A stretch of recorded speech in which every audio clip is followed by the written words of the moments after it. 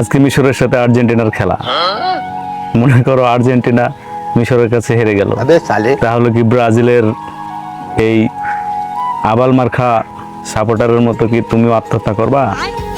দেখো, যেখানে অপশনে দুইটা, হারা আর জিতা, এখানে অসম্ভব কিছুই না, হারাটাই স্বাভাবিক। মানে শুধু যে জিতবে বিষয়টাতে এমন তো না। এমনও হতে পারে অনেক সময় ভালো দলের চেয়ে খারাপ দল ভালো পারফরমেন্স করে জিতে যায়। আমার কথা হচ্ছে খেলা নিয়ে এনজয় যতটুকু করা সম্ভব ততটুকুই করা দরকার। ওই চাইতে বাড়াবাড়ি করাটা বোকামি ছাড়া আর কিছুই না। হার জিত থাকবে, এটাকে মেনে নিতে হবে।